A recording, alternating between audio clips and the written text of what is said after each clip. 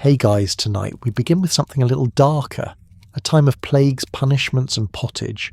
We're diving into what life was really like during the Middle Ages, and spoiler alert, you probably wouldn't last a single day. Imagine waking up, if you can even call it that. You're not in a bed. Not really.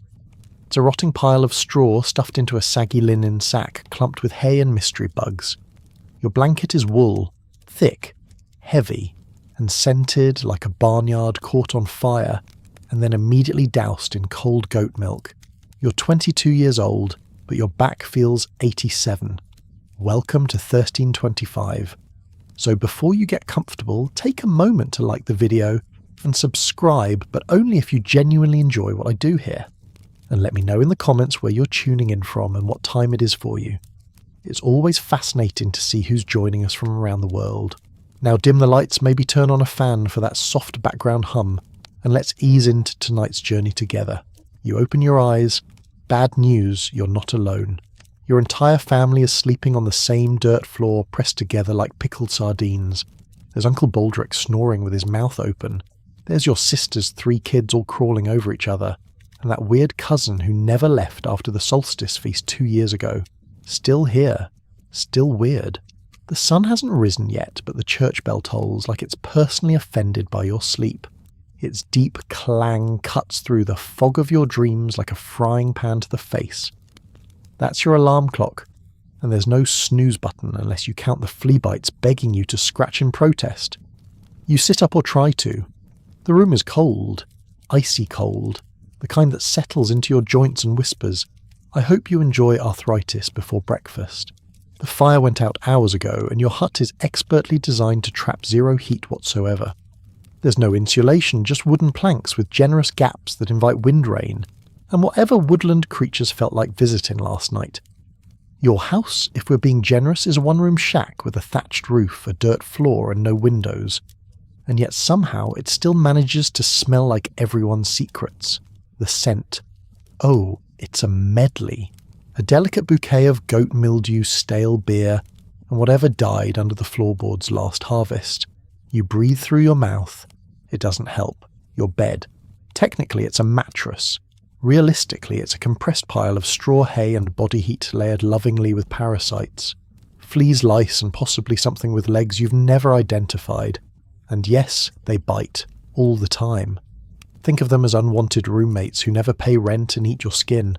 Historians still argue whether medieval mattresses were ever cleaned or just burned every generation or so. You swing your feet over the side and land directly into a puddle. Cold, not water, not sure what, probably both. It leaked through the roof last night, mingling with whatever your neighbour's chicken left behind. Good morning, your toes are now officially part of the medieval ecosystem. Stretching, brave move. You do it anyway.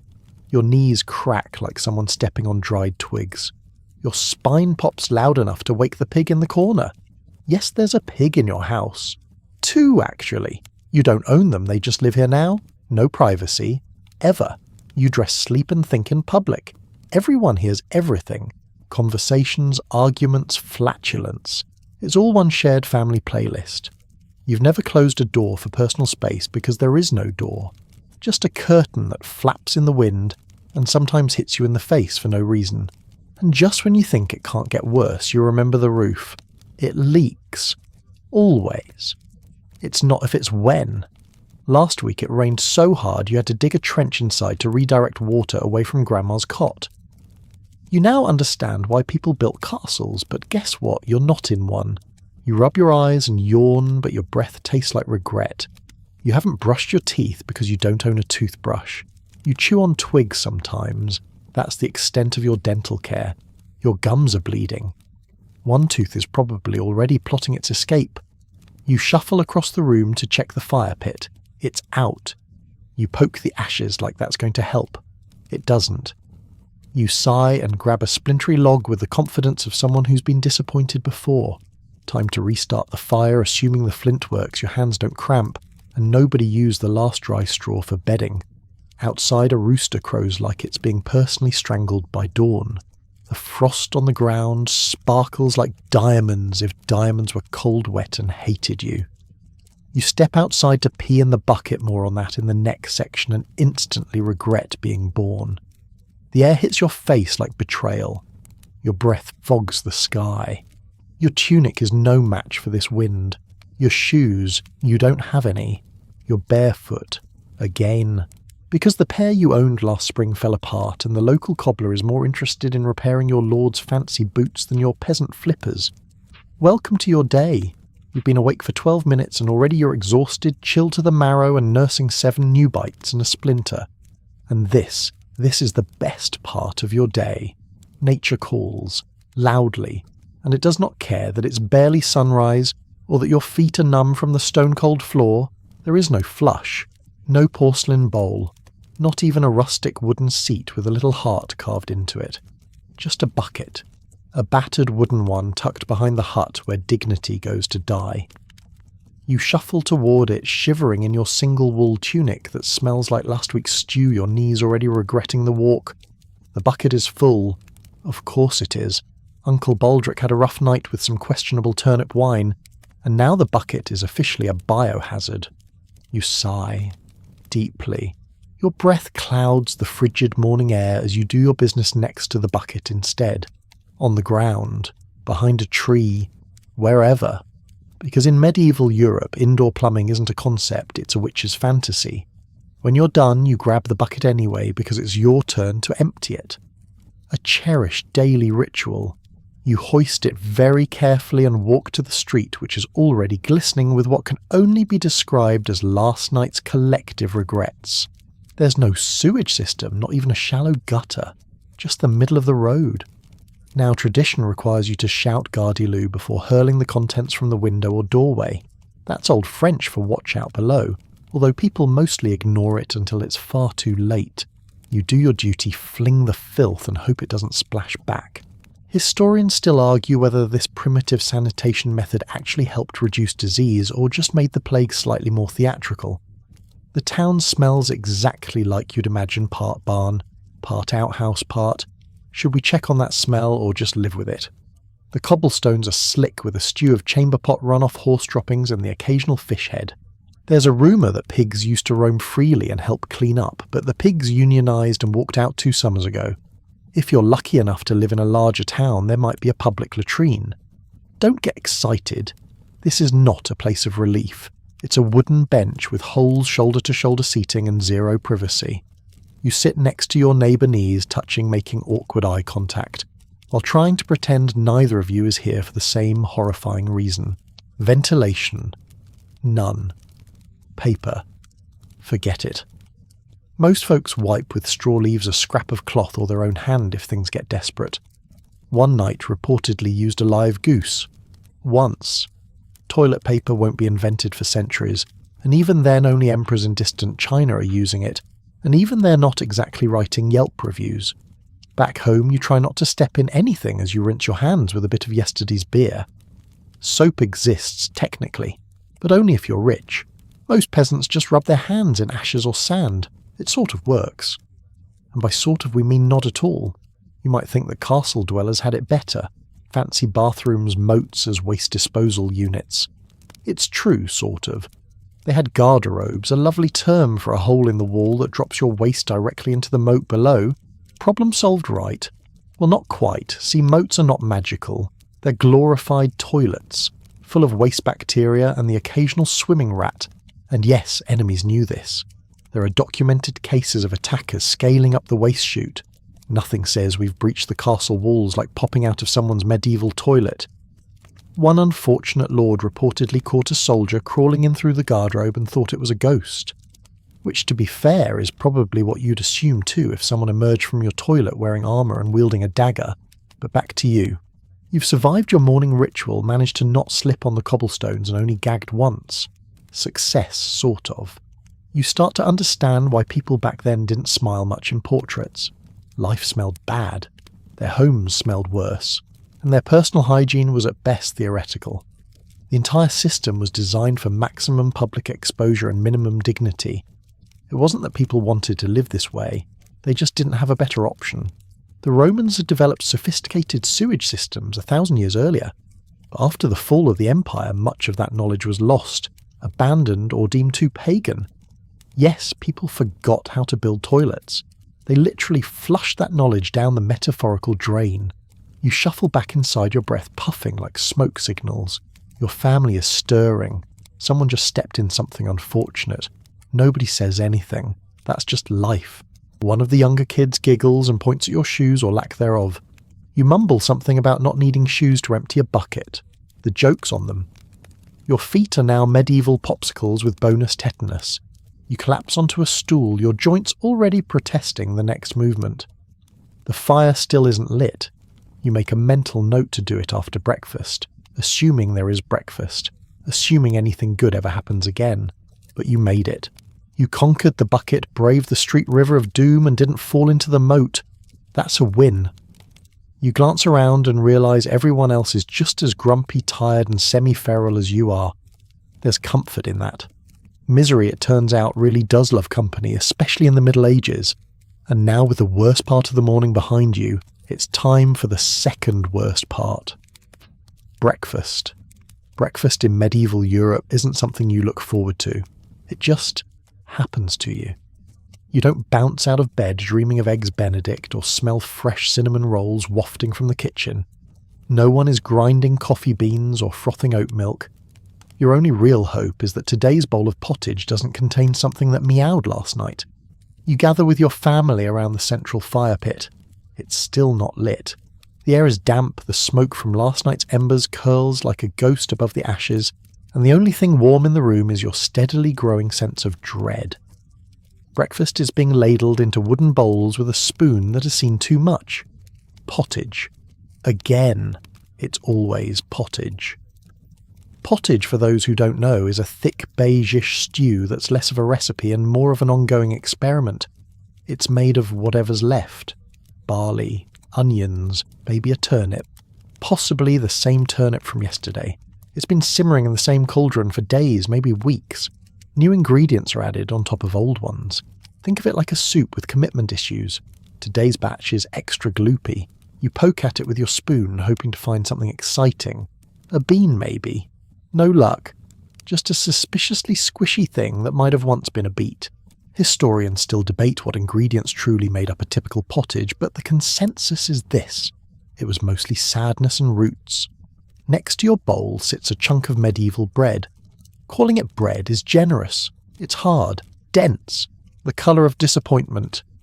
It's made from coarse rye or barley, often bulked up with acorns, peas, or when times are tough, sawdust. You don't slice it. You attack it, with your teeth, carefully. One village over someone once broke a molar trying to bite into a 3-day-old loaf.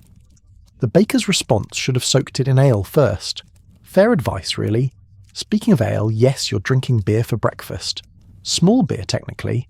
Low alcohol, but still beer. Because water is basically poison. The streams are full of runoff from other people's chamber pots. The wells are better, but even those aren't immune to bacteria, dead birds, or that one time Thomas dropped his boots in. Boiling water takes fuel and fuel takes money, so beer it is. Mildly fizzy, weak, a little sour, but blessedly safe. Even the kids drink it. You sip it slowly like a monk at a tasting. It pairs well with despair. Someone tries to liven things up by mentioning they heard a rumour Lady Beatrice's kitchen had meat last Sunday. Actual meat. Probably a rabbit. Or a pigeon that flew in and couldn't get back out.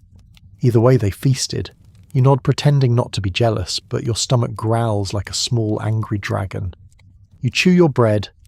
It crumbles slightly into your pottage like it's trying to escape its own flavour. You fish it out and pretend it's on purpose.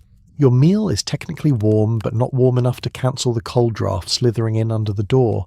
What you don't have is fruit. Unless it's harvest season and someone hasn't already turned it into wine.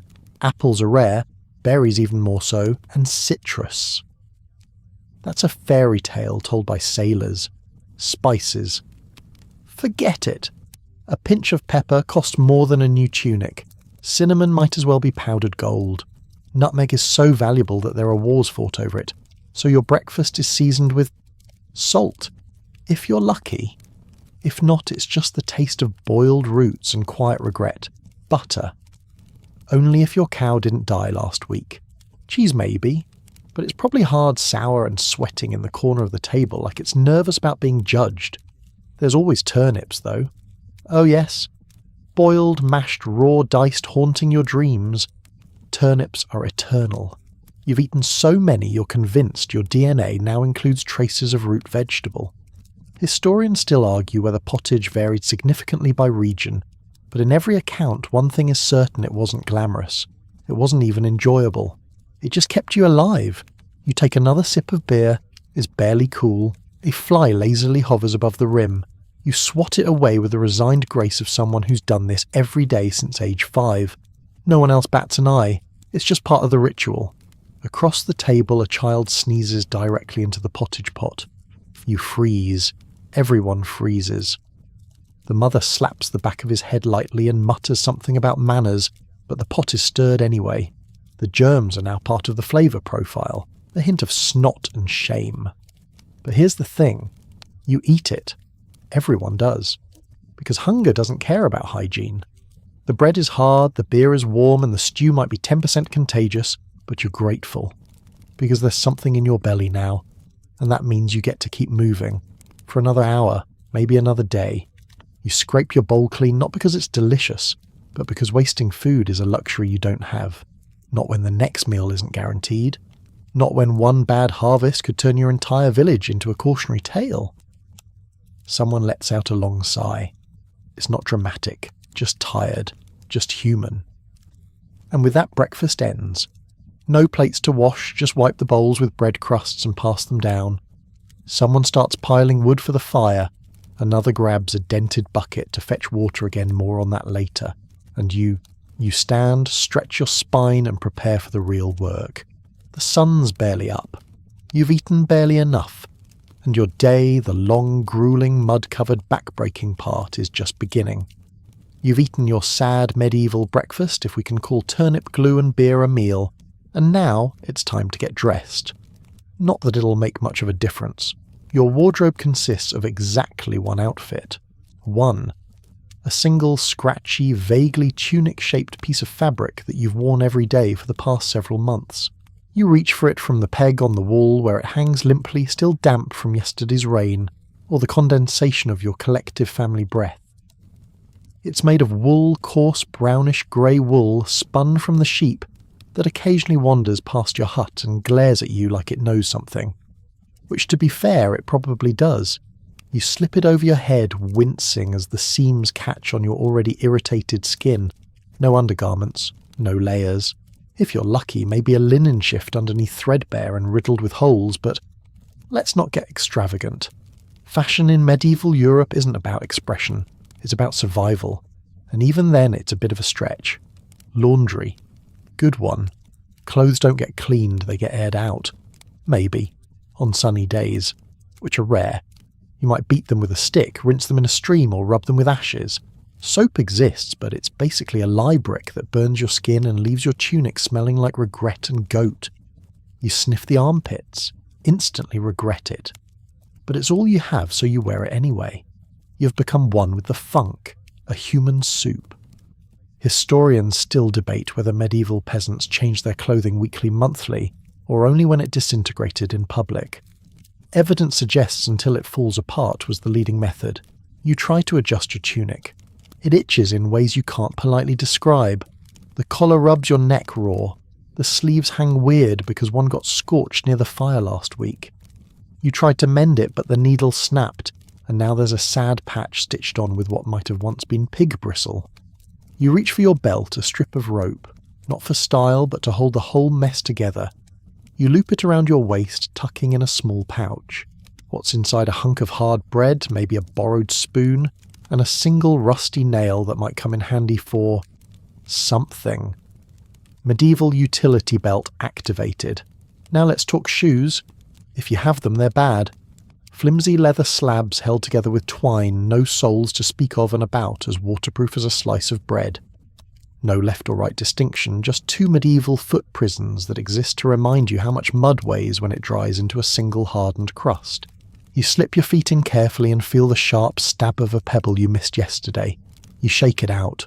3 more fall out with it. That's fine. You'll probably step in something fresh within the hour. But most days you don't wear shoes. You go barefoot, through frost, through mud, through whatever your neighbour's goat left behind.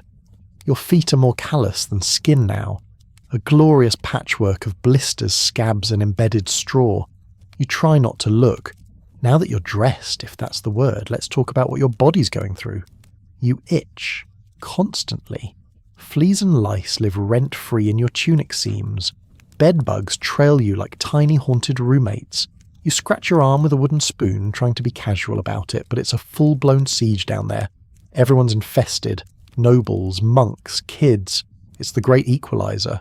You could be talking to a priest and both of you are secretly using the edge of the communion table to dig at your armpits.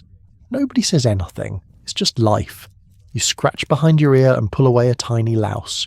You flick it away with practiced indifference. That's normal. You once found one behind your kneecap and kept walking. Also normal. The trick is not to think about it too much. Sometimes you develop rashes, big red angry welts that crack and ooze and refuse to heal. You don't know why. You just hope it's not the plague. Probably isn't. Probably. If the itching doesn't get you the damp will, your tunic is never fully dry. Your skin is constantly chafing under wet wool. And your thighs? Let's not even discuss your thighs. Just know they are not happy. One wrong step and you're dealing with a week of friction burns that make sitting feel like a punishment from God. Shoes or no shoes, rain or shine, you trudge out the door wrapped in damp wool, sour smells, and the quiet acceptance of your own discomfort. The wind cuts through your tunic like it's not even there. And sometimes when you catch your reflection in a puddle, you wonder what's more medieval, your clothes or your face. There are no mirrors, not really. Maybe a bit of polished metal if you're lucky. So you have no idea how you look. But judging by the grease in your hair, the dirt on your cheeks, and the mysterious crust along your sleeves, you can confidently say, not great. But appearance isn't your top concern. Not when survival is a full-time job. You tug your tunic tighter and breathe through your mouth. The outside world smells like smoke, sweat, manure, and ash. And so do you. But you don't notice anymore. You've gone nose blind. And besides the pig doesn't seem to mind. You're dressed technically. Swaddled in medieval misery and moth-bitten wool, you shuffle toward your daily duties. But first let's talk about your smile, or rather what's left of it. In the 1300s, oral hygiene is more of a folk tale than a daily routine. There are no toothbrushes, no floss, no minty mouthwash waiting to swish away last night's pottage particles. If you're lucky, you might find a twig to chew on. The frayed end makes a passable brush and the bark adds a nice woodsy bitterness that says I care but not enough to stop chewing tree branches. Your teeth ache, constantly. They feel loose throbbing and dangerously close to quitting altogether. You run your tongue across them and find one that feels squishy. You pretend you didn't. Chewing that crust of bread this morning felt like gnawing on a cobblestone. You made it through but your molar didn't. And you can forget about whitening. Your teeth aren't yellow. They're a tapestry of brown, black, and suspiciously soft spots. Sugar isn't widely available for commoners, but when it does sneak in via a festival treat, or the odd rich person handout, it accelerates decay like a medieval sports car crashing into your gums. Historians still argue whether poor peasants had better teeth due to less sugar, or worse ones due to, well, everything else. You don't own a mirror, but if you could see your smile, you might scream, or weep, or maybe just cough, which is easier because your throat always feels dry, either from the chill in the air or the creeping sense that you've swallowed a beetle. And if you get a toothache, don't expect sympathy. Everyone has one. They're like opinions, painful, persistent, and always a bad time to share out loud. Now let's say one of those teeth really starts to go, the kind of pain that shoots up your jaw and into your skull. What do? You go to the barber. Yes, the same person who cuts hair is also your dentist. He's got a chair, a sharp hook, and the steady hands of a man who trims beards for a living. Anesthesia. Nope. He tells you to bite down on a strap of leather while he goes in with something that looks like it was forged by an angry blacksmith during a thunderstorm. You hear the crack before you feel it, and then you feel it. A sharp, white-hot pain that shoots through your face like a javelin of doom. You scream, of course, but everyone around you just nods and says that's normal. Then he holds up your tooth like a prize trout and drops it into a bowl of what might have once been wine. Infection. Highly likely. There are no antibiotics. If you get lucky, the swelling goes down. If not, it spreads. Fever follows, then chills, then a priest. Medieval Europe, where a cavity can kill you. Sometimes people try to soothe the pain with clove oil or herbal poultices. Sometimes they pray. And sometimes they just pull it out themselves with pliers heated over the fire. And by pliers we mean something between a rusty hook and a misplaced gardening tool. Honestly, you're better off letting the tooth rot and hoping it doesn't take your jaw with it. You might wonder, didn't the nobles have better dental care?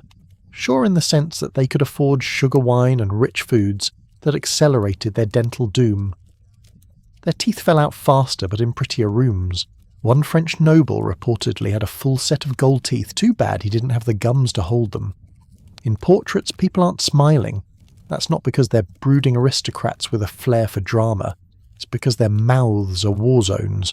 Gums are puffy, teeth are black, and halitosis is the default setting. Romance. Good luck. Kissing isn't cute when both parties are essentially trying to mash compost piles together. You're judged not by your smile, but by your land and livestock.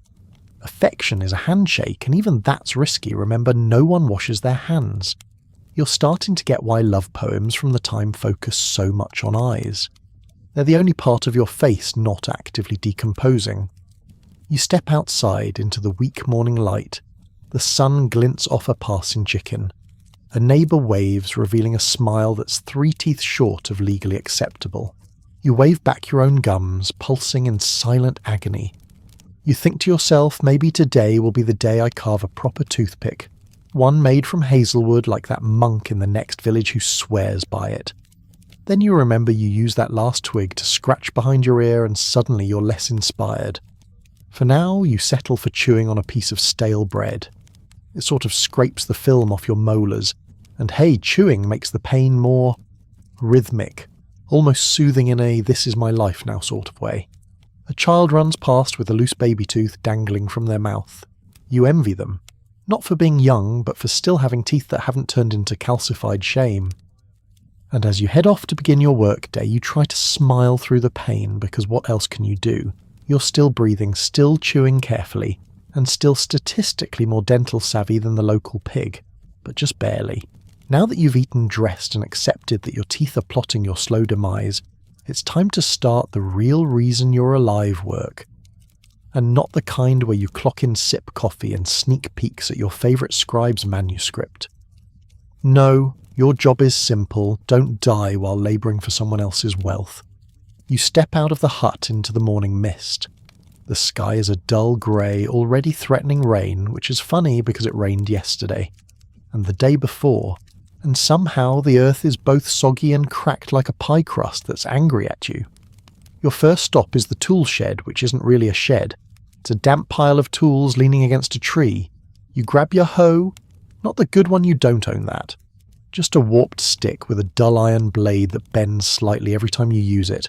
The handle splinters. You bleed a little. That's fine. It's just the pre-work sacrifice. You trudge to the field where the mud sucks at your feet like it wants to keep you. The land you work doesn't belong to you. It belongs to the local lord who lives in a stone manor on a hill, probably still in bed, probably unaware of your name. You're a peasant, part of the manor economy, which is a fancy way of saying you're the free labour that keeps his soup hot and his sheets clean. There's no clock to punch. The sun is your timekeeper. You start when it rises. You stop when it's gone, and not a moment sooner. 6 days a week. Sundays are off unless there's a harvest, a raid, or some new reason the priest needs your help moving barrels. Your tasks are many: ploughing, planting, weeding, harvesting, watering, carrying, digging, hauling, and trying not to fall face first into the same ditch you tripped in yesterday. That ditch has claimed more ankles than local bandits, and it's probably winning. Today you're clearing a plot for planting. You swing your hoe into the dirt over and over the rhythm, dull but reliable. Your arms ache. Your knees pop. Your back curves like an old bridge on the verge of collapse. You think of your spine, fondly remember when it didn't hurt to sneeze, breaks. No one talks about those. If you stop working, people stare. The foreman stares. The birds probably stare. You munch on a crust of leftover bread mid-swing, too tired to care that it's gone slightly green around the edges. Protein. Maybe children work beside you. Yours, your neighbour's, your cousin's 6-year-old who knows how to milk a goat but not how to read. No school, no toys, just tiny hands gripping tiny shovels trying to earn dinner one scrape at a time. You don't feel bad for them.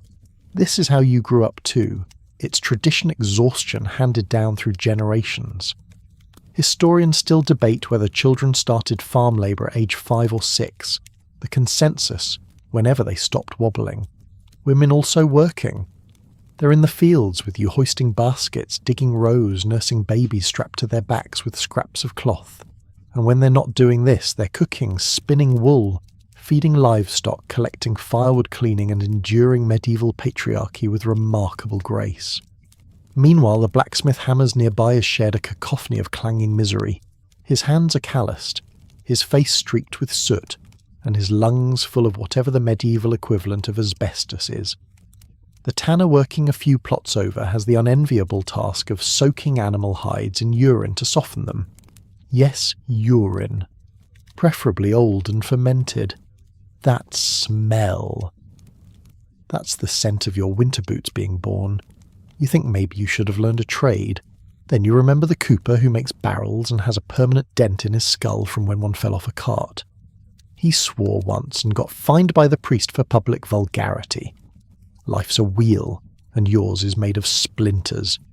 Sometimes there's a moment, a small one, when you pause, wipe the sweat from your brow and glance at the hills. It's quiet, peaceful, and then you remember the taxes. You owe a portion of everything to your Lord, and the church. And sometimes both at the same time for the same bag of grain. You grow the food, you dig the well, you mend the roof.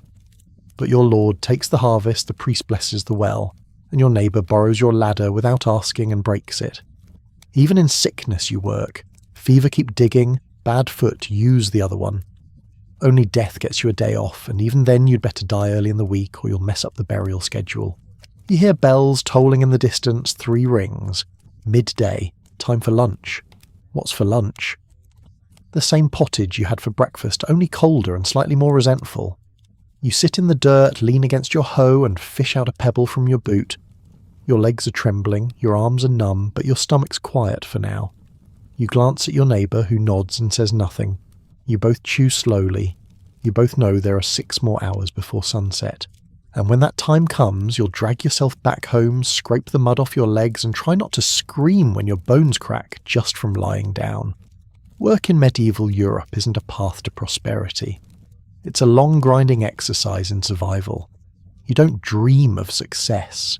You dream of a dry day and maybe a dinner without turnips. You dream of new boots, of warm stew, of one night with no lice. But for now you stand up, wipe your hands on your tunic and get back to the field. Because there's still soil to turn grain to plant in about 400 more years before anyone invents workers' rights. You've spent the morning wrestling with dirt tools and the gnawing ache in your lower back that now has a personality and a grudge. Just when you think the work might let up, nature reminds you it's not just your Lord you serve, it's the sky too. Because now the weather decides to punish you. Again. Medieval weather isn't a charming backdrop. It's a relentless force of chaos, spite and damp socks. No matter the season, it is never quite on your side. You think back to winter just a few weeks ago, if winter can be defined as the time when your breath froze before your complaints finished leaving your mouth. Your home, as we've mentioned, is a drafty wooden hut. No insulation, no fireplace that actually heats the room, and definitely no chimney. The smoke from the fire just kind of wafts around the ceiling until someone coughs hard enough to open a new ventilation hole. The walls are thin, so thin that last month your neighbour sneezed and it knocked a spoon off your shelf. There's no glass in the window, just a cloth flap that flutters in the wind like a sad little flag of surrender. You try to stay warm by wearing all your clothes at once, which is not impressive since you only own 2 items. Wool on wool, it traps heat, and also moisture, and also the smell. You huddle near the hearth with your family or livestock and the unsettling noise of something scuttling under the floorboards. Nighttime. It's Arctic. You wake up with your breath fogging the inside of the room, your blanket damp with cold, and your nose the colour of boiled beetroot. Your feet feel like medieval popsicles, but you have to move them, or risk frostbite, or as people back then called it, unlucky toes. Historians still argue how people survived winters with such little heating. The answer may be layers body heat and a spiritual pact with suffering. Now, fast forward to summer, it must be better, right, wrong. Summer in medieval Europe is a fiery torment. Your hut becomes an oven baking you alive from the inside out. There's no fan, no breeze, no ice water.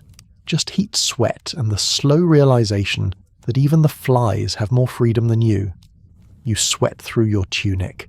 You sweat through your second layer if you have one, but removing clothing, not really an option. Modesty is enforced, and besides, sunburn is not just a mild inconvenience, it's a punishment from the heavens. You slather yourself in mud or shade yourself with a bit of straw and pray to St. Coolbreeze of nowhere. Your skin sticks to everything. You itch more than usual. The lice are partying. The fleas are hosting a summer gala. The rats. They've moved into the cooler, darker corners of your home and brought friends. And the smell, a ripened soupy mix of body odour boiled cabbage and the mysterious cheese lump someone dropped behind the bench last spring. Out in the fields, the sun scorches your neck and the ground radiates heat. There's no sunscreen, no floppy hat unless you fashioned one from a basket. You squint so much you start to see double, and one of them is probably a hallucination anyway. You try to keep working, but your mouth is dry. Your vision blurry and your knees are shaking like they're auditioning for a medieval dance troupe. You sit down briefly pretending to fix your shoe even though it's just a clump of leather shaped like a bad decision. Taking a bad turn, they call it, when someone collapses from heat stroke, and it's not uncommon. People keel over mid-task and everyone just sighs and starts guessing whether they'll make it to supper. There's no Gatorade, just a tepid sip of small beer and someone waving a fan made from a dead goose wing. Rain isn't your friend either. When it rains, it rains. The thatched roof leaks, the field floods, your tools rust, your clothes soak through and never dry. You trudge home ankle-deep in mud, and your shoes if you're wearing any make squelching sounds like soggy bread being punished. One storm last month collapsed a neighbour's house. They just propped it back up with sticks and hope. That's the weather strategy, endure it, and maybe it'll ignore you next time. The worst part. Seasons aren't even regular. Sometimes it snows in spring, sometimes summer skips its turn, and sometimes the harvest is ruined because it just never stopped raining. Or it stopped entirely and the crops died of thirst. Famine always looms in the background, waiting like a bored dog at a feast. Climate change may feel like a modern issue, but medieval folks had their own version only without the ability to do anything about it. The Little Ice Age, which began around the 14th century, brought colder, longer winters and shorter growing seasons. Crops failed, livestock perished, entire villages starved, and there you are trying to dry your only pair of socks on a rock warmed by the sun for about 45 seconds. You think of sheltering inside, but that's no good either. The walls sweat in the heat.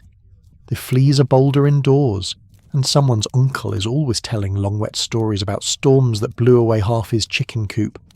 So you go outside. You sit under a tree, wipe your forehead with your sleeve and marvel at how every kind of weather, hot, cold, wet, dry, seems designed to make your life slightly worse. You look up at the sky, clear now. But give it an hour. It might snow, it might hail, it might rain frogs. You wouldn't be surprised. In the Middle Ages, the weather isn't just background noise. It's a recurring character in your life. Unpredictable, moody, and always ready to ruin your plans.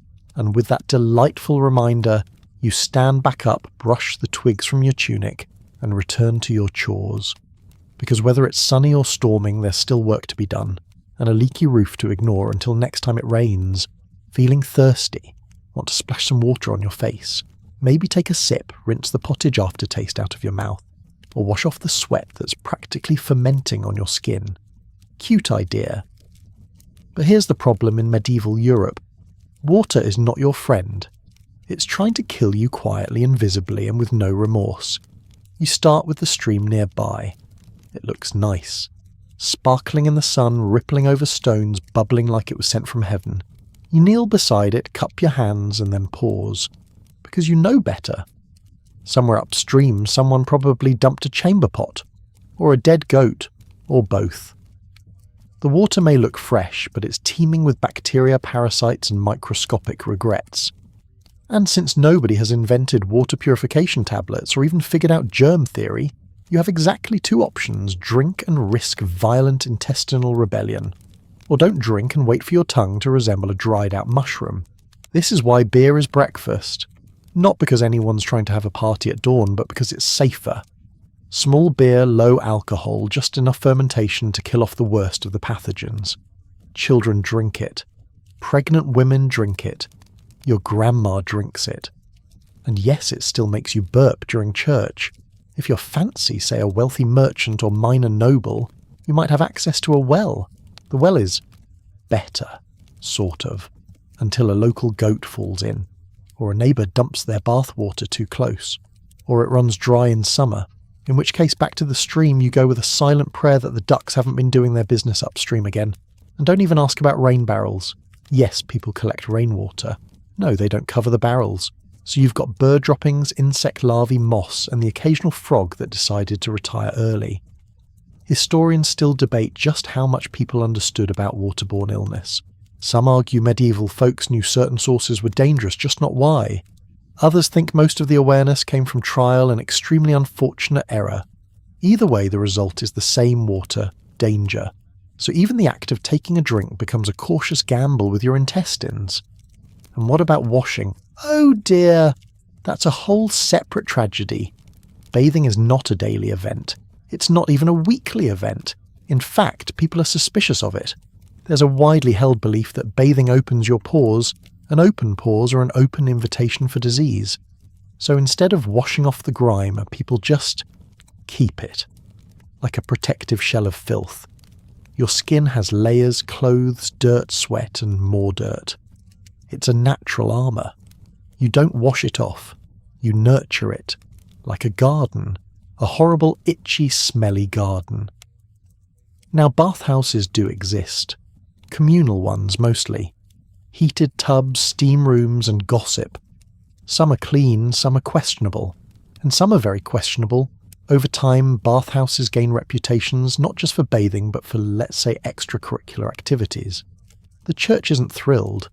Bathhouses are eventually frowned upon, then shut down, leaving folks to fend for themselves in the fine art of not stinking. So how do people stay clean? They don't really. You might rinse your face with a damp cloth, rub your hands with ashes, occasionally scrub your feet if the smell becomes a legal offence. Full-body baths are rare, elaborate affairs requiring boiled water, a wooden tub, and significant motivation. If you manage to bathe once or twice a year, you're considered quite respectable. People mark the occasion like a birthday. Remember last Michaelmas when you washed your hair, they'll say wistfully. Ah yes, and the lice started screaming. You might try a sponge bath, except sponges are expensive, so you use cloth, which hasn't been washed in weeks, and you use water from that questionable rain barrel. Congratulations, you're just spreading the grime in circles. Still you persist. Maybe you splash your face. It feels good for a second. Then you realise your tunic is now wetter than it already was, and you're about to walk back into a room full of smoke sweat and livestock farts. Also, quick reminder, soap exists. It's made from lye and animal fat. It smells aggressive. It stings. It's expensive. And using it makes your hands feel like you tried to wrestle a nettle bush. Most peasants don't have it. Nobles do, but they mainly use it to scrub their fancy linens, not their faces. Let's not forget about hair. Your hair is alive. Not in the spiritual sense. More in the, I think something just moved sense. Lice, fleas, the occasional wandering beetle. You braid it, wrap it, hide it under a bonnet, but washing it, ha.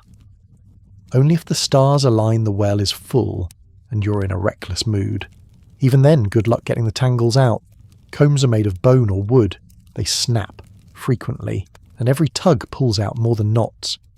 The lice aren't thrilled, but they always come back, like tiny blood-sucking boomerangs. So you give up. You accept your fate. You're one with the dirt now. Water is not a gift from nature, it's a sly trickster spirit sent to tempt you into sickness. You drink only what's boiled or brewed, you wash only when coerced or threatened, and you learn to identify people by their personal scent cloud. And yet, you survive. Somehow. Just enough to complain about it with your neighbours, just enough to say, well, at least we have beer, just enough to do it all again tomorrow. You've eaten the turnip stew, braved the rain-soaked fields, and sidestepped the stream of doom. But now something's wrong. Your stomach cramps. You feel woozy. Your skin's gone pale, well paler than usual. You need help. Real help. You need a doctor. Too bad you live in medieval Europe. Because here, medicine is less about healing and more about giving your symptoms a dramatic nickname and hoping the saints sort it out. The local doctor is probably a barber priest or neighbour who once read something in Latin and now believes fever is caused by an imbalance of invisible liquids sloshing around inside you. Yes, we're talking about the four humours: blood phlegm, yellow bile and black bile. The basic belief is that your health depends on balancing this internal stew. If your head hurts, too much blood. If you're sad, that's black bile. If you're vomiting, clearly your phlegm levels are having a party. Historians still argue how seriously the average medieval patient took the humoral theory, but the remedies built around it were very real and very weird. The most common cure: bloodletting. You lie down on a board, someone ties a cloth around your arm, and then out comes the knife, or the leech, or both. The goal is to remove the excess humour making you ill, but more often you just end up lightheaded, anemic, and wondering why this wasn't considered a crime. Barber surgeons handle the dirty work. These are the same men who trim beards, lance boils, yank teeth, and if you're lucky, don't mix up their blades. They often advertise their services with a striped pole out front, that red and white spiral. It represents blood and bandages. Charming. If your condition involves the stomach, congratulations, you're getting a purge. That's a polite way of saying they're going to give you a drink made from crushed herbs, spoiled wine or animal entrails to induce vomiting, or worse. Let it out, they say.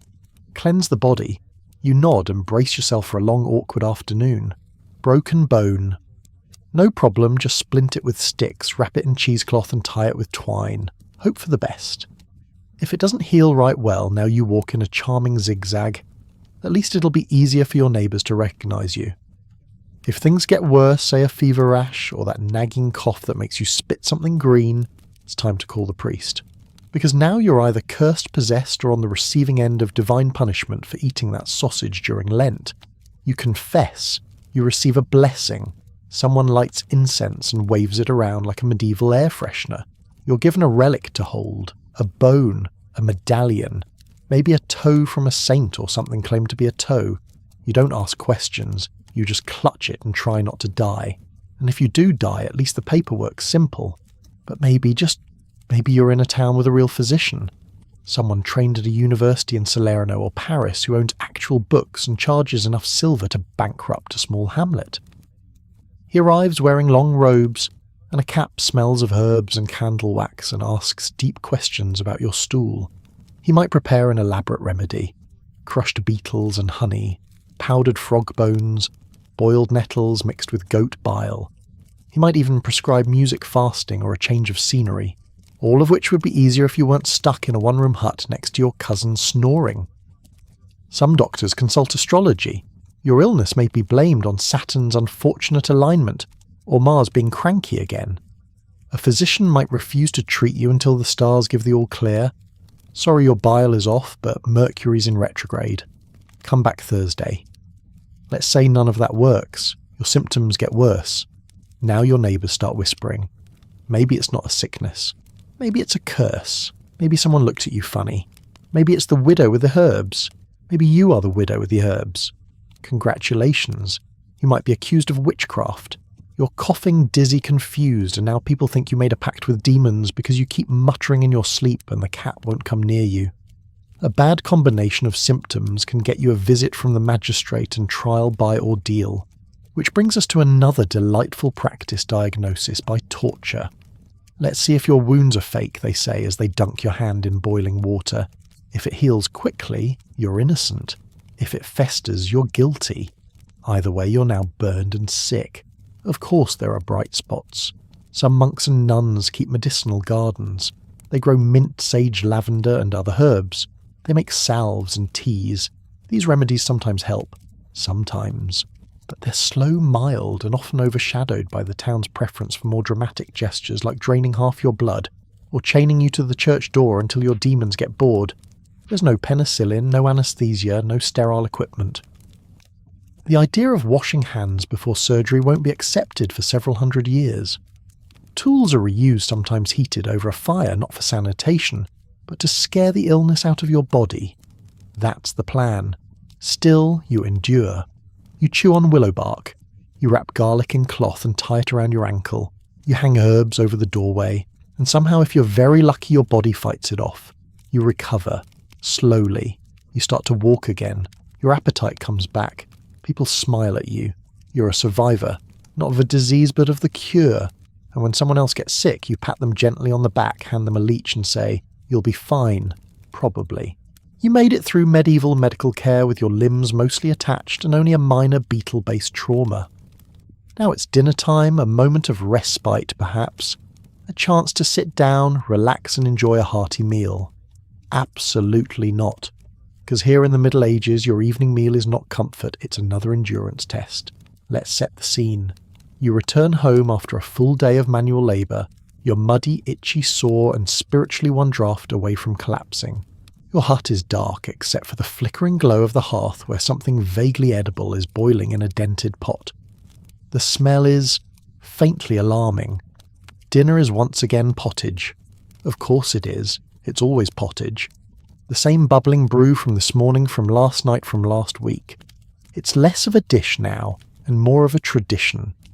The pot never truly empties, just gets refilled endlessly, layer after layer, until the original ingredients are ancient legends. Tonight's surprise, a turnip chunk the size of a baby's fist and a tiny shard of salted pork. Luxury, you almost cry. Not from joy, just the salt content dehydrating your eyeballs. You sit cross-legged on the floor. There are no chairs. The one stool you had broke last month under Uncle Baldrick's dramatic storytelling pose.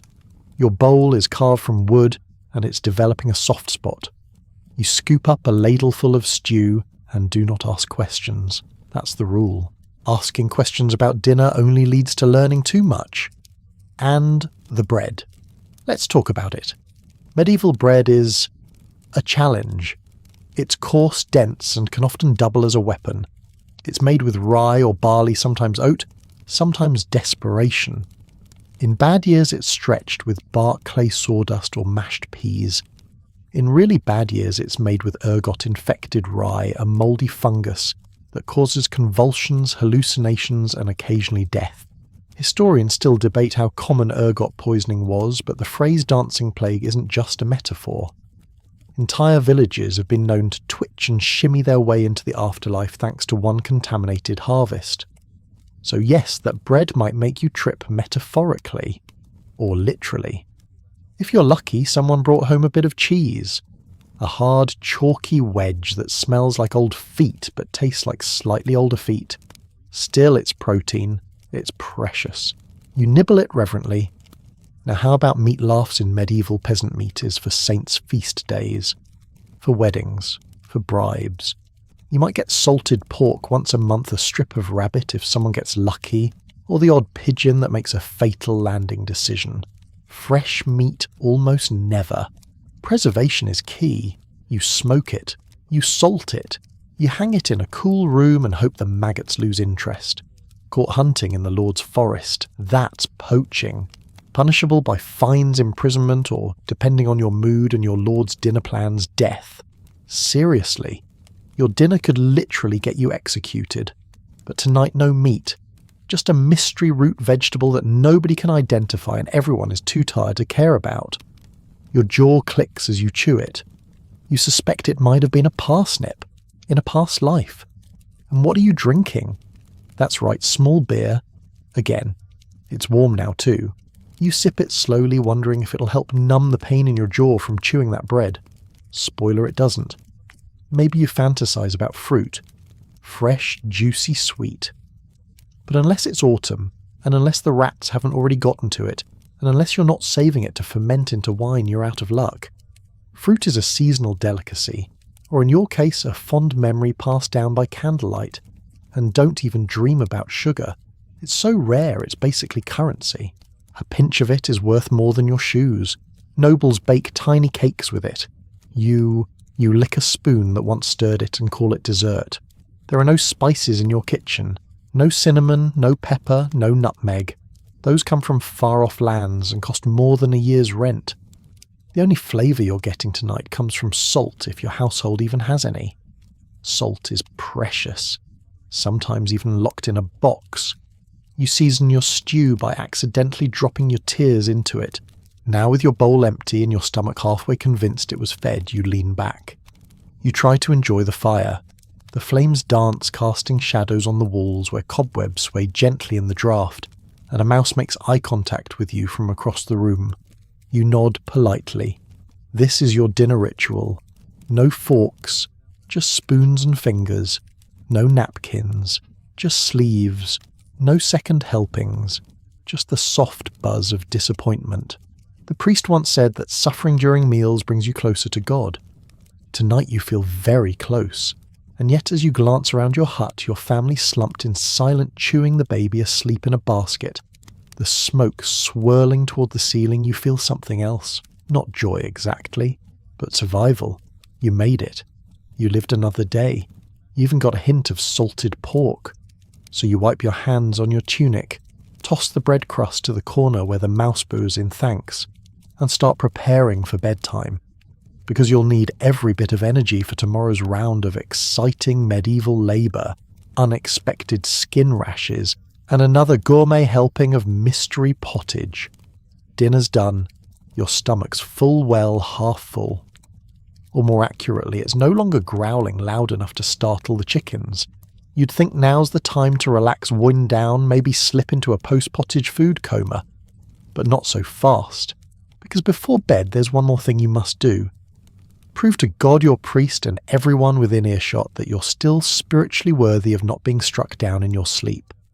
Welcome to the iron grip of medieval religion, where the church isn't just part of your life, it is your life. It owns the rhythm of your days, your years, your hopes, your fears, and definitely your money. Let's start with the basics. The church controls the calendar. Not just Sunday service, but feast days, fasting days, saint days, holy days, and days where you can't eat meat for reasons only a bishop in Rome fully understands. Time itself is structured around prayer bells, matins, lauds, prime, terce sext, nun vespers and compline. You don't know Latin, but you do know that when the bell rings you better bow cross yourself and whisper a prayer even if you're ankle deep in a manure pile, or chewing bread made with bark. Forget a prayer, sin. Think impure thoughts about the blacksmith's daughter, sin. Use the Lord's name while chasing a runaway pig through your neighbour's cabbage patch, big sin. And here's the thing, hell is not vague. It's vividly, terrifyingly detailed. Your priest describes it weekly: lakes of fire, rivers of boiling blood, demons with pokers, pitchforks, and terrible manners. Eternal torment. No exits. No breaks. Even the plague seems like a gentle detour compared to what's waiting for you below. You try to be good. You tithe. That means you give 10% of everything you have to the church. Chickens, 1 out of 10. Wheat, same. Eggs, turnips, goats, cheese, you give or else. And if you don't have anything to give, well, you still owe. Spiritually, you are now in debt to heaven, which is a surprisingly expensive place. Historians still debate whether most peasants resented the tithe or accepted it as part of divine order. But let's be honest, when your stomach is growling and the priest takes your last turnip divine order, feels a lot like highway robbery with incense. You attend mass, of course. Even if you're sick, even if it's raining, even if the mud is halfway up your shins and you've only got one shoe and a limp. The church doors are open and you must go. The service is in Latin. You don't understand it. Nobody in your family does. Only the priest speaks it and he mumbles like he's trying to keep the gospel a secret. But still you bow your head. You kneel on the cold stone floor. You listen. You chant. You're constantly reminded that joy is dangerous. Laughter must be modest. Fun must be brief. And too much dancing a gateway to sin. It's okay to smile, just not too wide, or someone might think you're harbouring a devil behind your teeth. Now say you've done something wrong, like missed mass, or gossiped, or stolen your neighbour's goose again. You need to confess. You kneel before the priest who smells like wax and judgment. You admit your sins real or imagined. You're told to do penance, maybe a few prayers, maybe fasting, maybe a pilgrimage to the next village barefoot in the rain. You do it. You always do it. Because forgiveness is precious and hell is always just one mistake away. And if you're accused of heresy, questioned the church, suggested maybe the priest shouldn't own 3 silver cups while you drink from a chipped bowl.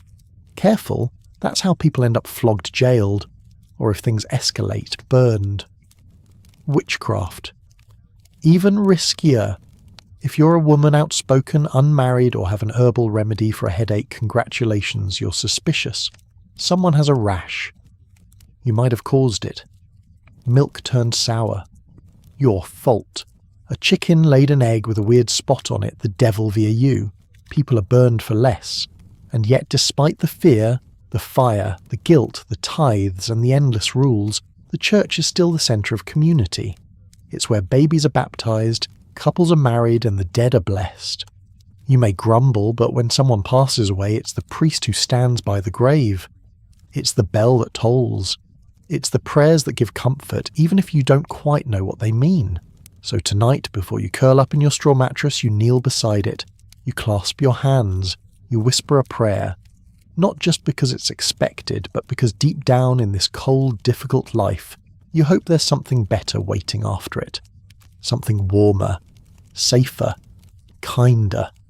You finish your prayer, cross yourself, climb under your unwashed blanket. The wind howls outside, your family snores, and somewhere in the distance the church bell rings again. A final reminder before sleep God is watching. Always. You finally settle under your scratchy blanket the day behind you. But what if you're not you? What if you're born into this world as a woman? Well, then, brace yourself. Because in the Middle Ages, being a woman is like playing life on hard mode with no cheat codes, no pause button, and no rights to speak of. From the moment you're born, your path is mapped out. Not by choice, not by ambition, but by duty. You'll marry young, bear children, run a household, obey your husband, maybe survive, maybe not. That's the job description. If you're born into a peasant family, education isn't even a rumour. You're taught to spin cook patch and pray, hopefully in that order. The closest you get to school is watching the boys leave for it if they're lucky enough to go. You meanwhile learn how to boil laundry and chase chickens with strategic efficiency. Around age 12 or 13, maybe earlier, you're of marrying age. You don't date. There are no romantic strolls or candlelit dinners. Marriage is an arrangement, a deal, sometimes made when you're still a child. By the time you can braid your own hair, your parents are already trading goats to your future in-laws. Love. That's a nice idea. But it's a luxury one usually reserved for ballads and rich people's problems. And once you're married, you're your husband's property.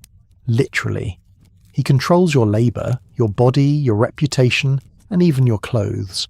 The law won't protect you. The village won't intervene. If he hits you, it's considered correction. If he disappears, you're still bound to his name, his debts, and his goat he never fed properly. Historians still debate how much power women had within households. Some argue peasant women managed farms and finances while their husbands travelled. Others say the power was mostly symbolic, like being captain of a sinking ship, while someone else owns the bucket. You work, though. Oh, you work. You rise before dawn, cook, tend the fire, milk the animals, gather eggs, scrub pots, clean the floor, patch the tunic your son tore again. Then you go to the fields, dig, plant, haul, return, feed everyone, nurse the baby, soothe the toddler, then churn butter until your arms feel like boiled noodles. There's no rest, no weekend, no paid leave. Your break comes when you collapse or go into labour, which, let's be honest, might happen at the same time. Speaking of which, childbirth, a terrifying gamble. No hospitals, no midwives with sterile gloves and calming voices. Just a neighbour, a basin of lukewarm water, a few rags and hope. Pain relief. None. Privacy, forget it. And if something goes wrong, there's no C-section, no blood transfusion, no doctor riding in on a white horse. Just prayer, screaming, maybe a priest.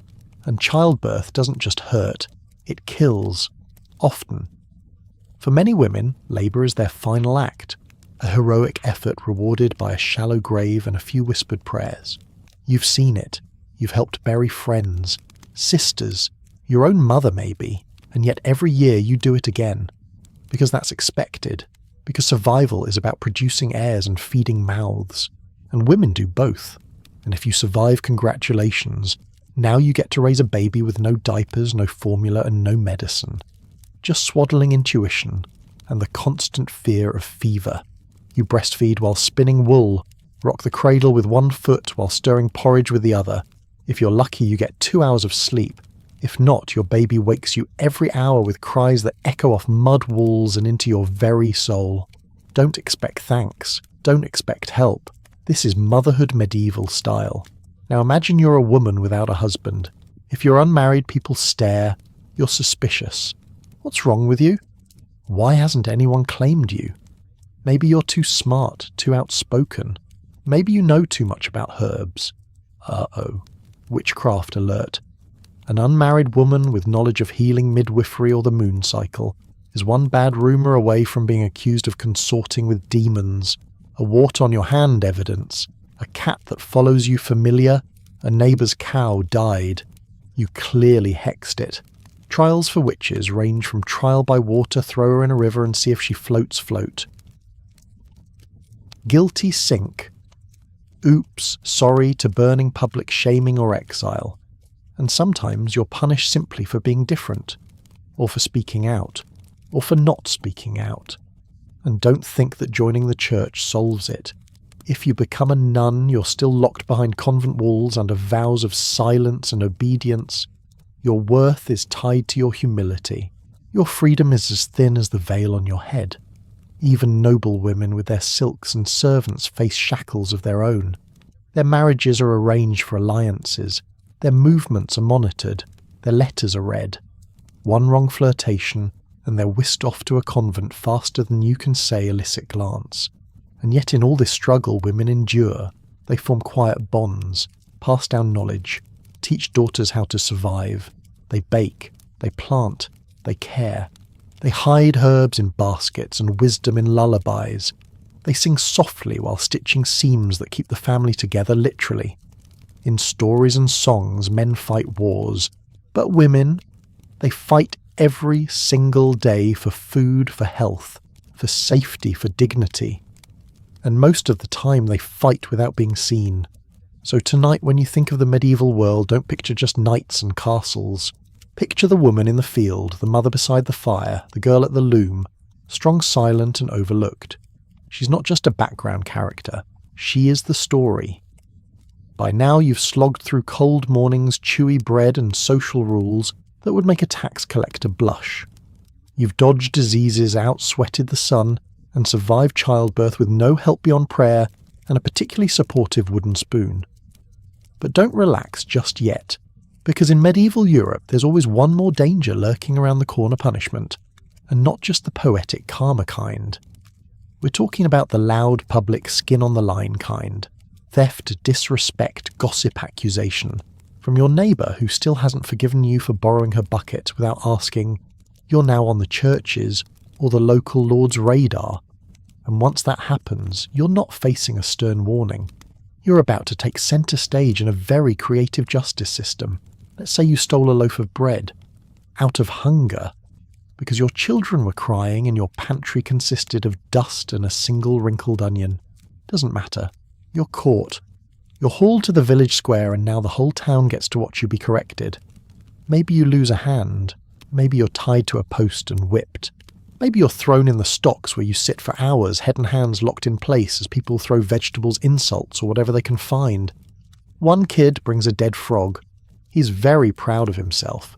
The goal here isn't just to punish, It's to perform the punishment to turn your suffering into a public morality play.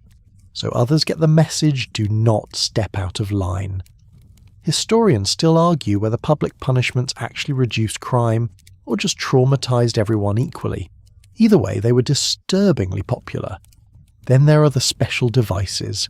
Ever hear of the scold's bridle? It's a metal mask strapped to the head of a troublesome woman, translation. Someone who gossiped, argued, or dared to disagree in public. Inside the mask, a metal plate that presses down on the tongue. Painful, humiliating, and often publicly displayed. It's not justice, it's medieval YouTube punishment as entertainment. For liars, your tongue might be pierced. For repeated offences, branding. Hot irons applied carefully, often to the face or hand. You walk around with your crime literally stamped on you. Oh, and if you're accused of something bigger, heresy, blasphemy, or witchcraft, get ready for the real circus. Let's try a trial by ordeal. You're innocent, great, prove it. Here's a boiling cauldron, stick your hand in and pull out a stone from the bottom, then wait 3 days. If your burns are infected, you're guilty. If they're clean, you're innocent. And yes, the village healer who might have helped, she was burned last year, so good luck with that. Or maybe you're thrown into a river. Float guilty, sink innocent, and also dead. Either way, no one's handing out apology notes. You could also be tied to a chair and interrogated. That's medieval speak for tortured. Not in some dark dungeon miles away, no, right in the village, sometimes in the open. Ropes, thumb screws, the rack. They'll stretch you like taffy until you say what they want to hear. And even if you're found not guilty, the trauma stays. Your body doesn't forget. Neither do your neighbours.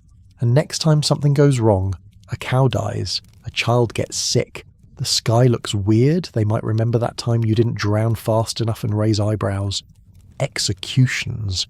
Oh, they're events. The hanging of a thief, the burning of a heretic, the beheading of a traitor. These aren't shameful secrets, they're gatherings. Families come, children cheer, vendors sell meat pies, someone plays the lute. You watch someone's final moments like it's Saturday night theatre, except the curtain call ends with a thud.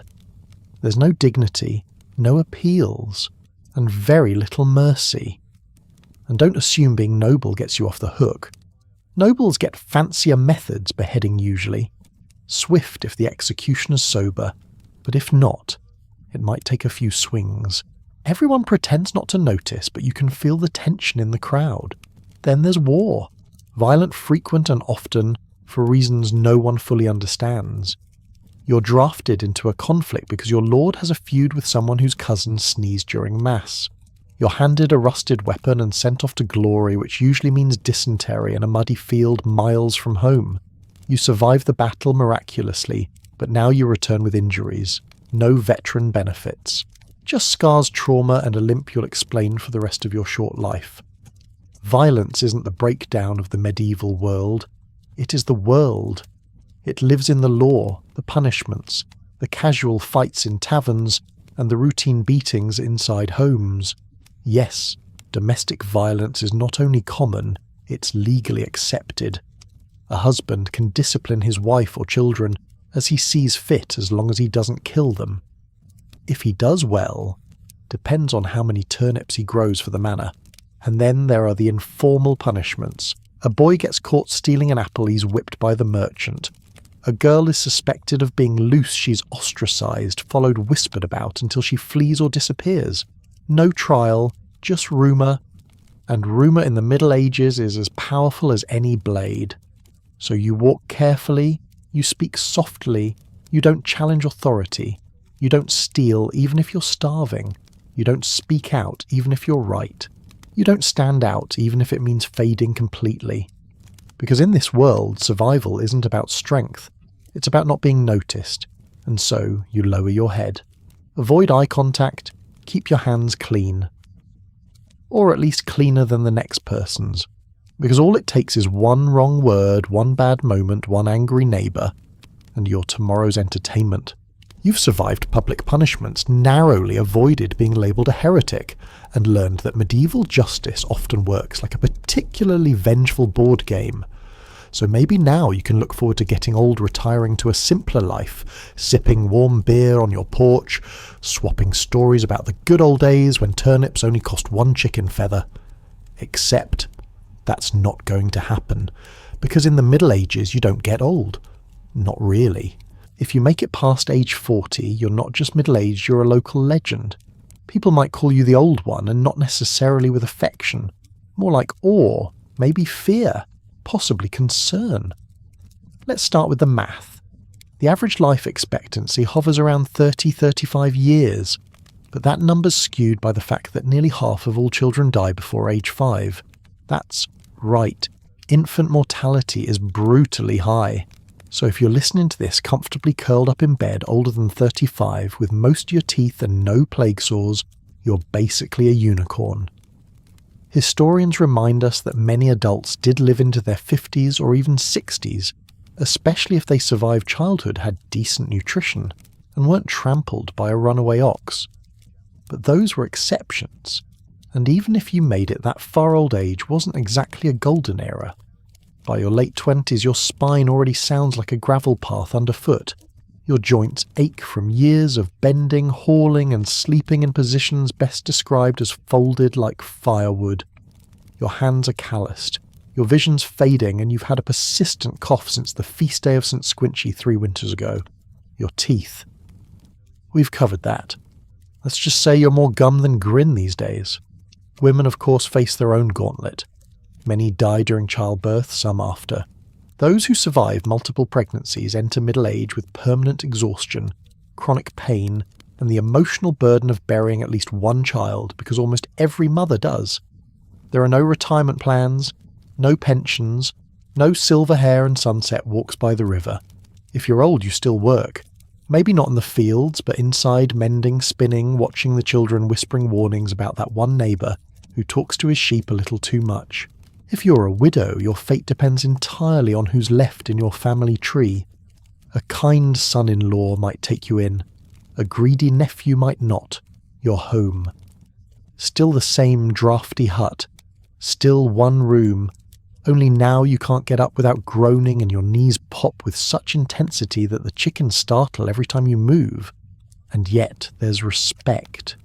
Age brings status, especially in villages. You know things. When to plant, how to survive frost, how to turn spoiled milk into cheese, how to calm a colicky baby with 3 herbs and a humming noise. People come to you for advice, for healing, for stories. But even this has its limits, because the line between wise elder and suspicious old crone is paper thin, especially if you're a woman. Too outspoken, too solitary, too many cats.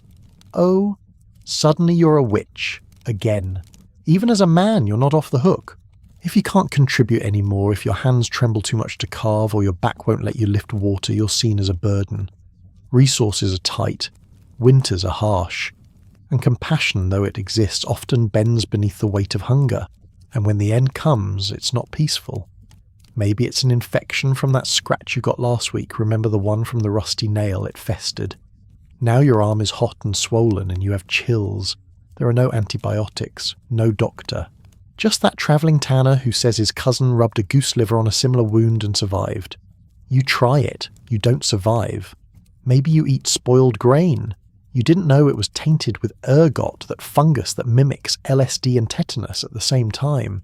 You spend your final hours twitching, seeing visions, screaming at invisible demons. Your neighbours cross themselves and mutter prayers. No one knows what's happening. Or it's a fever. Or the pox, or an infected tooth, or the plague. Oh yes, the plague. Bubonic, pneumonic, septicemic, pick your flavour. It sweeps through towns like wildfire. One day everyone's talking about their leaky roofs. The next they're burying bodies in pits with no time for proper rites. And there's no pattern. Nobles die. Monks die. Peasants die. Children, mothers, elders. Gone in days. You can't run from it. You can't reason with it. It just comes. And if the disease doesn't get you, famine might. One bad harvest, one extra dry summer or too wet spring, and the fields fail. Grain stores empty. Animals are slaughtered. Rats multiply. Hunger doesn't come politely, it kicks in the door. People eat bark, grass. the soles of shoes. Stories circulate of things darker. In some places, parents abandon children. In others, they do worse. Everyone gets thinner, then someone disappears. And no matter how you go, there's not always a proper goodbye. Burials are quick, often shallow. Wood for coffins is scarce and priests are overworked. You might be wrapped in cloth dropped into the earth and covered with soil before sunset. No headstone. Maybe a marker. Maybe a prayer. But if you're lucky, truly lucky, your family lights a candle. They whisper your name. They remember the way you sang lullabies out of tune, or the way you always smelled faintly of garlic and hope. Because even in this hard, unfair, mud-soaked world, memory matters. And sometimes that's the closest thing to immortality you're going to get. You've made it. Somehow. Through a full day of mud, misery mites, and mediocre meals. Your body aches, your skin itches, and your soul feels like it's been slow-roasted in goat smoke and tax policies. But you survived, and now you finally lie down hoping for peace. But here's the twist: the medieval world doesn't really do peace. Not the kind you're hoping for. Because the idea of the good old days, the romanticised world of knights and castle chivalry, and candlelight dinners is mostly a fairy tale cooked up by poets, who definitely weren't doing the dishes. Let's say you're a noble. You think this must be the good life. Fancy clothes, feasts, tapestries. But then you realise the castle is freezing. Stone doesn't hold warmth. There's no insulation. Your grand chamber is a wind tunnel. You wear fur indoors and sleep under 5 blankets, none of which have been washed in living memory. The walls weep moisture. The floors are constantly damp. And your toilet is a wooden seat with a hole that drops into the moat below, which, as you've learned, is also where the enemies climb in. The food, more plentiful, yes, but not always better. Overcooked meat, stale bread, and a bucket of spices dumped on top to hide the taste of, well, age. Nobles die of food poisoning too. They just do it in embroidered linens, your marriage. Not about love. It's about alliances, land, and heirs. You're wedded at 16 to someone you've never met who's probably already grown a beard and an attitude. You smile, nod, bear children, and pray you don't die in childbirth or in a power grab gone sideways. And if you're male nobility, life is still risky. You're constantly jousting, feuding, crusading, or dodging political backstabbings over dinner. One wrong word, one misinterpreted look, and you're suddenly the guest of honour at a very enthusiastic beheading. Even priests don't have it easy. Yes, you might be literate, you might own a book, but you're also navigating church politics, public suspicion, and a strong chance your bishop is about to accuse you of heresy, just to settle a property dispute. The point is, no one is really winning. Peasants work until they collapse. Women survive on endurance and quiet rebellion. Children grow up too fast, and even the wealthy are one bad soup away from disaster. Comfort is rare, privacy is non-existent, freedom is laughable, and yet humans endure.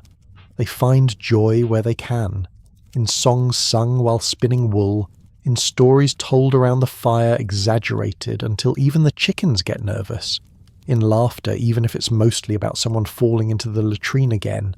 They fall in love, have dreams, make jokes, they survive.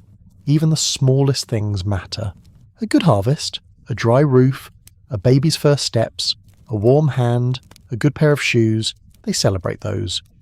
Historians still debate just how much joy and leisure the average medieval person had, but what's clear is this: they made room for it.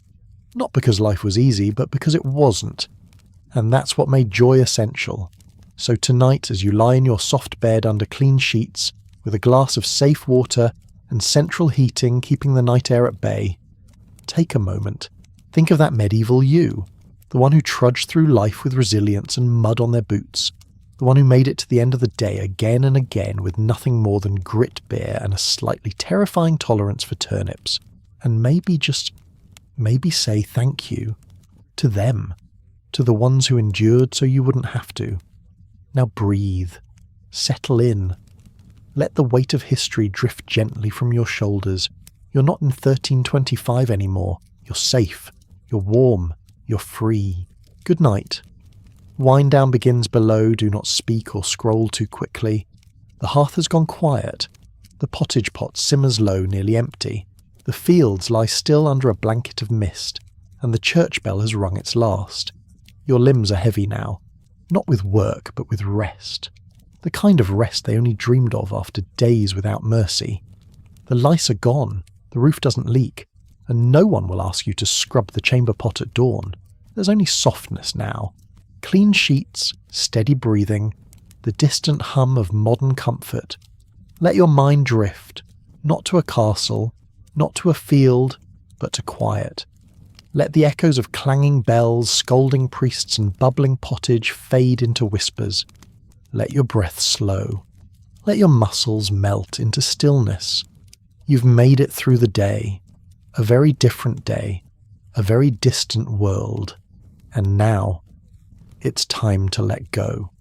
Close your eyes and sleep.